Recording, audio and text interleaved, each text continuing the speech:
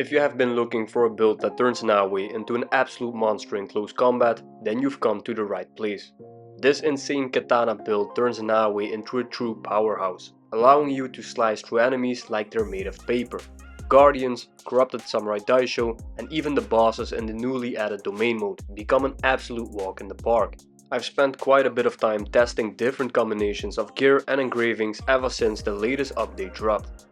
Bleed builds are still incredibly strong, critical hit builds are amazing, and affliction builds can absolutely destroy enemies as well, but after putting this setup together I honestly believe this is the strongest katana build I've made for Naoe so far. Really. The amount of raw damage this build can produce is honestly ridiculous. Smaller enemies are often defeated before they even have a chance to fight back, while larger enemies and bosses simply watch their health bars disappear after only a few attacks. And what makes this build so powerful isn't just an overpowered engraving, it's the synergy between every single piece of gear. Every engraving supports another one, creating one massive damage multiplier that keeps building on itself throughout combat. And the best part, you don't have to spend a single Helix credit. Every weapon, armor piece, trinket and engraving used in this build can be obtained entirely through the base game. So if you're looking for one of the highest damage builds currently possible for Naoe, let's jump right in. And before I forget, a like would be really appreciated, and for more content on Assassin's Creed Shadows, make sure to check out the channel. So with that being said, let's jump into it.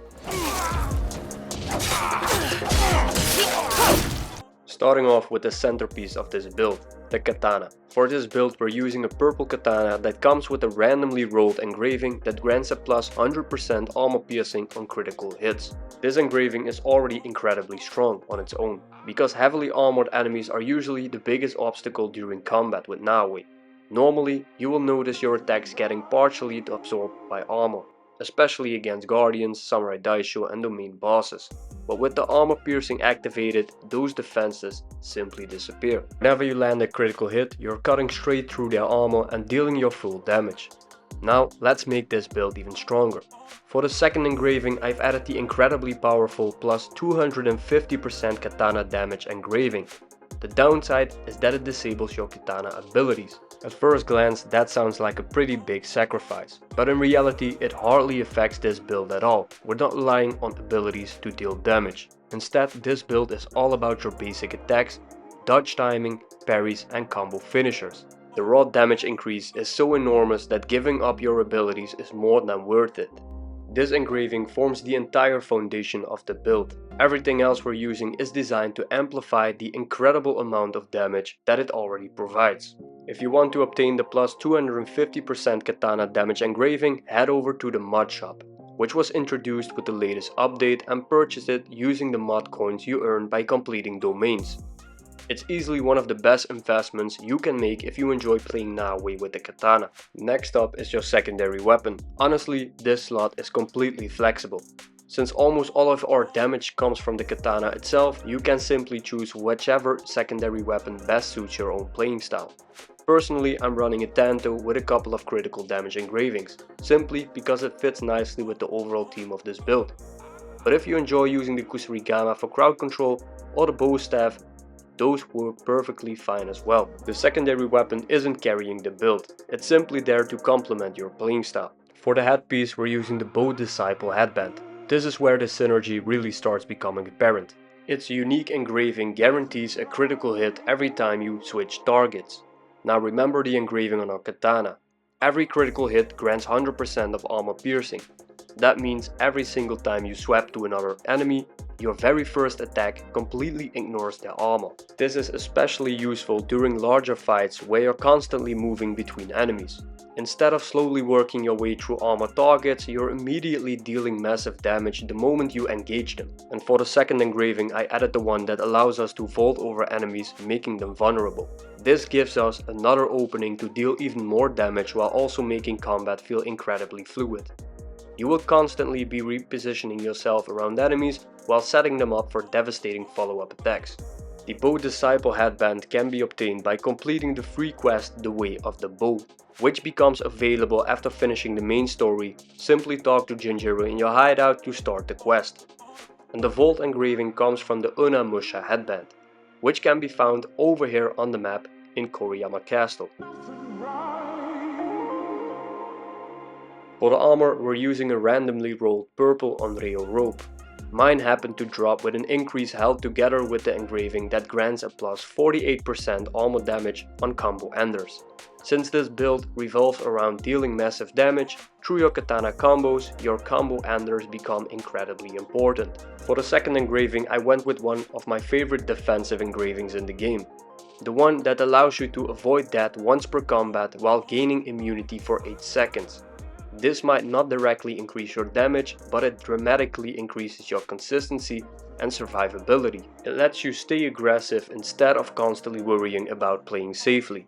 You can obtain this engraving from the last dance of the Onryo robe, found inside the legendary chest at the grave of the 3 emperors over here on the map.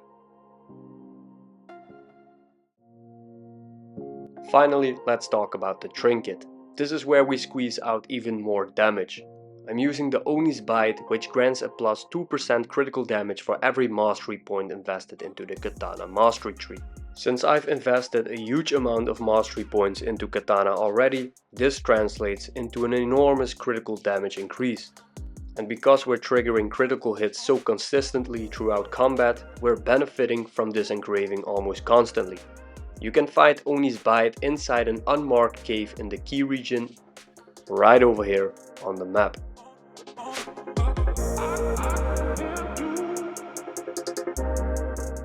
For the second engraving, I chose the engraving from the Oni's Fury, which grants a plus 15% damage for every non-legendary or non-artifact gear piece equipped, and this one can be found over here on the map.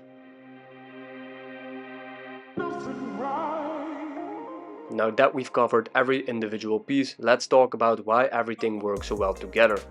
Every fight follows the same incredibly powerful cycle. You switch to a new target, and the bow Disciple Headband immediately guarantees a critical hit. That critical hit activates your Katana armor piercing engraving, and now your attacks completely ignore enemy armor.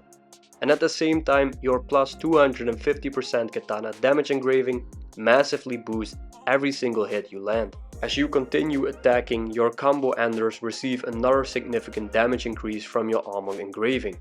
Meanwhile, your critical hits continue scaling thanks to the mastery points invested into the Katana tree through Oni's Bite. And because we're wearing 3 purple gear pieces, Oni's Fury constantly provides yet another raw damage increase on top of everything else. Every single engraving feeds into another, nothing feels wasted. Instead of relying on one gimmick or one overpowered mechanic, this build continuously stacks multiple damage bonuses until enemies simply can't keep up. The result is a build that absolutely melts almost everything the game throws at you. For your Katana mastery tree, I recommend investing as many points as possible into the damage focused nodes. Prioritize anything that increases your raw damage, critical chance or critical damage. And that's also the case for the knowledge tree.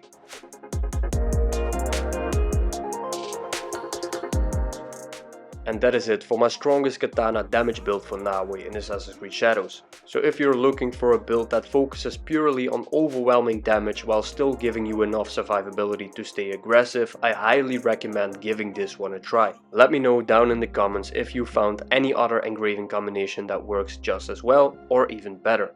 And also, if you enjoyed this video or found this build helpful, make sure to leave a like, subscribe for more Assassin's Creed Shadows content, and as always, thank you guys for watching. And I will see you in the next one.